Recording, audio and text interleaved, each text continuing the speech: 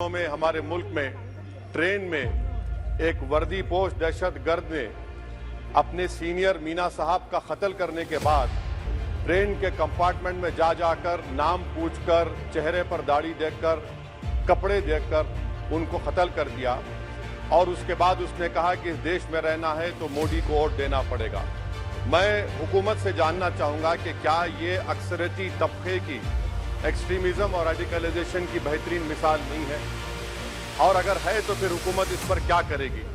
Sir, हमारे आइन में, संविधान में लिबर्टी ऑफ कॉन्शियस को लिखा गया, तमहीद में, यानी जमीर की आजादी का जिक्र किया गया है। मैं हुकूमत से और खास तौर से वजीर आजम से जानना चाहता हूं कि कहां गया इस हुकूमत का जमीर। के ऊपर केस बुक हो जाता है, FIR हो जाता है, क्या हो रहा है वहां पर? कहां गया आपका कॉन्शियस, कहां गया आपका जमीर जब वहां की महिलाओं की अस्मत रेजी की जा रही है? और आप मुख्यमंत्री को नहीं हटाना चाहते इसलिए क्योंकि वो कोऑपरेट कर रहा है। सर, मैं हरियाणा और मणिपुर के वजीर आला के लिए किसी शायर ने अच्छा कहा था कि कुर्सी है तुम्हारा ये जनाजा तो नहीं, कुछ कर नहीं सकते तो उतर क्यों नहीं जाते? You made your point. You made your point. Now Asauddin Owaisi, please. शुक्रिया चेयरमैन साहब, आपने मुझे बोलने का मौका दिया। मैं इस तहरीक अदम एतमाद की तायद में खड़ा हूं जिसको TRS पार्टी और हमारी पार्टी ने दिया, जिसको स्पीकर साहब ने कबूल किया। सर, मैं 11 पॉइंट आपके सामने रखूंगा जो मैं बताने की कोशिश करूंगा कि क्यों हम इस तहरीक अदम एतमाद की तायद में और मोदी हुकूमत की मुखालिफत में खड़े हैं। सर, हालिया दिनों में हमारे मुल्क में ट्रेन में एक वर्दीपोश दहशतगर्द ने अपने सीनियर मीना साहब का कत्ल करने के बाद ट्रेन के कंपार्टमेंट में जाकर नाम पूछकर, चेहरे पर दाढ़ी देखकर, कपड़े देखकर उनको कत्ल कर दिया। और उसके बाद उसने कहा कि इस देश में रहना है तो मोदी को वोट देना पड़ेगा। मैं हुकूमत से जानना चाहूंगा कि क्या ये अक्सरियती तबके की एक्सट्रीमिज्म और रेडिकलाइजेशन की बेहतरीन मिसाल नहीं है, और अगर है तो फिर हुकूमत इस पर क्या करेगी।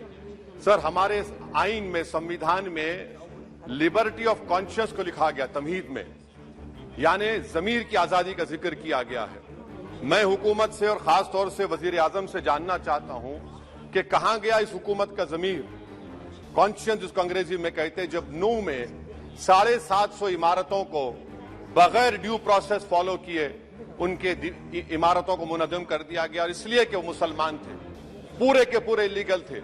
इसीलिए पंजाब की हाईकोर्ट और हरियाणा की हाईकोर्ट ने कहा कि ये एथनिक क्लेंसिंग है। इसकी एक बेहतरीन मिसाल है उस हुकूमत की। तीसरी है कि इस मुल्क में एक नफरत का माहौल, बल्कि एक आतिश को पैदा कर दिया गया, मुसलमानों के खिलाफ नफरत का माहौल। ये 9 साल का इनका ये कारनामा है। तीसरा, सर, मणिपुर के ताल्लुक से कल बड़ा लंबा जवाब वजीर दाखिला ने दिया। सर, आसाम राइफल के ऊपर केस बुक हो जाता है, FIR हो जाता है, क्या हो रहा है वहां पर? कहां गया आपका कॉन्शियस, कहां गया आपका जमीर जब वहां की महिलाओं की अस्मत रेजी की जा रही है? और आप मुख्यमंत्री को नहीं हटाना चाहते इसलिए क्योंकि वो कोऑपरेट कर रहा है।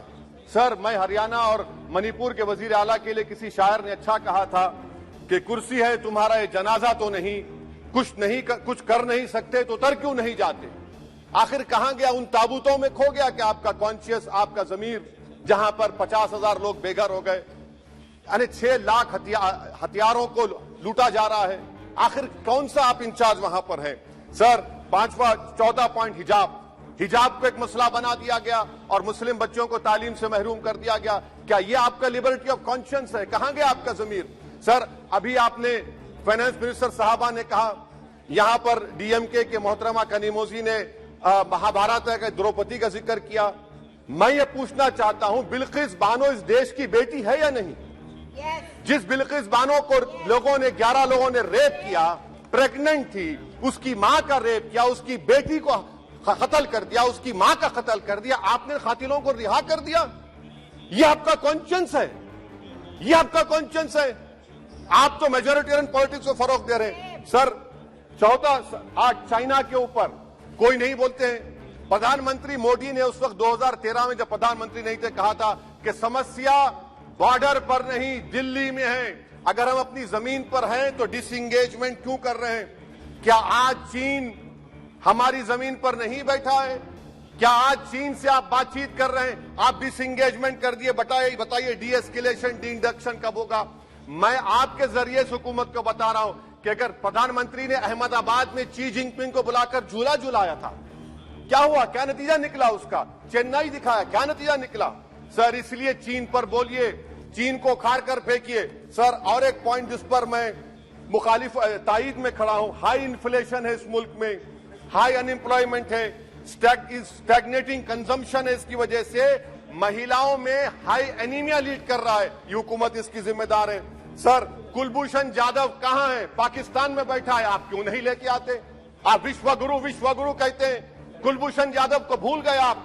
कतर में 8 नेवी ऑफिसर 1 साल से जेल में हैं, आप नहीं ला सके उनको। सर और एक चीज, 1991 का प्लेसेस ऑफ वर्शिप एक्ट इस ऐवान में पास किया गया था कि तारीख के जख्मों को नहीं खुरेदा जाएगा। आप खुरोद रहे हैं उनको। मैं आपको इंतबाह दे रहा हूं, वार्न कर रहा हूं, इस मुल्क को 90 के दहे में मत लेकर जाइए। 91 का एक्ट सुप्रीम कोर्ट में जवाब दीजिए कि आपकी हुकूमत 91 प्लेस ऑफ वर्शिप एक्ट की कायम है, उस पर कायम रहेगी। यूसीसी सर, इस यूसीसी का फार्मूला क्या है? एक मुल्क में एक मजहब, एक कल्चर, एक जबान। ये तो डिक्टेटरों का फार्मूला है। भारत एक गुलदस्ता है, भारत एक मोजाइक है। यहाँ पर बेशुमार जबानें, बेशुमार मज़ाहिब बोले जाते हैं और हिंदू अनडिवाइडेड फैमिली में sir I am concluding 8 crore 75 Hindu खानदानों को 3,800 करोड़ डिडक्शन मिला। इसके बारे में आप क्या कहेंगे? सर मैं कंक्लूड करने से पहले आपको बताना चाह रहा हूं कि माइनॉरिटी वेलफेयर का बजट 40% कम कर दिया गया। पढ़ो प्रदेश, प्री मैट्रिक स्कॉलरशिप कम कर दी गई, मौलाना आजाद फाउंडेशन खत्म कर दिया गया फेलोशिप, और इसकी वजह से 1,80,000 मुसलमान हायर एजुकेशन में गायब हो चुके हैं। सर मैं इख्तिताम में कह रहा हूं कि पसमानदा मुसलमान से प्रधानमंत्री को बड़ी मोहब्बत है। ये कौन सी आपकी मोहब्बत है पसमानदा, जो आपके पास एक मुसलमान मिनिस्टर नहीं है वहां पर? इखलाक से लेकर पीलू खान से लेकर अफान अंसारी से लेकर लुकमान अंसारी, मॉब लिंचिंग पूरे पसमानदा मुसलमान की होती है। पावर लूम बंद है अंसारियों के, कुरैश बरादरी का कारोबार बंद किया जाता है। स्पीकर सर, मैं कंक्लूजन में अभी कल हमारे होम मिनिस्टर ने कहा था क्विट इंडिया। अगर इनको मालूम हो जाए कि क्विट इंडिया का नारा एक मुसलमान ने दिया था तो वो भी नहीं बोलेंगे, वो नहीं मालूम था उनको। उसका मैं कंक्लूड कर रहा हूं, उसका नाम यूसुफ मेहर अली था। सर यूसुफ मेहर अली ने क्विट इंडिया का नारा बनाया, जिसको महात्मा गांधी ने सारे देश में एक पैगाम किया। मैं कंक्लूड कर रहा हूं सर, इस देश में अगर आज क्विट इंडिया करना है तो कहना पड़ेगा चाइना क्विट इंडिया। जो गौ रक्षक है जिसका नाम मोनू है, वो आपके लिए मोनू डार्लिंग बन गया है, उसको कहिए क्विट इंडिया। सर जो लोग तुष्टीकरण की राजनीति आप कर रहे हैं, आप हिंदू अक्सरियती लोगों में हथियार बांट रहे हैं, ये आप देश के लिए खतरा पैदा कर रहे हैं। सर आई एम कंक्लूडिंग, इसीलिए हम आपसे अपील कर रहे हैं कि हुकूमत से कह रहे हैं कि आप जो सियासत कर रहे हैं इससे नुकसान देश को होगा।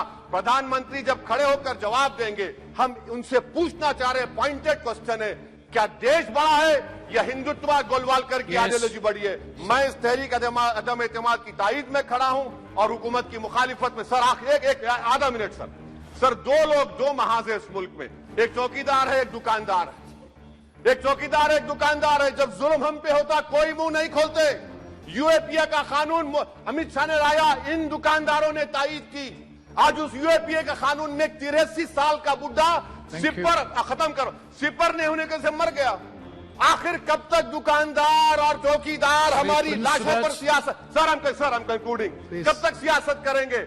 अगर आप जुल्म के खिलाफ आवाज नहीं उठाएंगे तो आपकी दुकानदारी नहीं चलेगी, चौकीदार को पता धन्यवाद तीसरा महाज करेगा। शुक्रिया सर।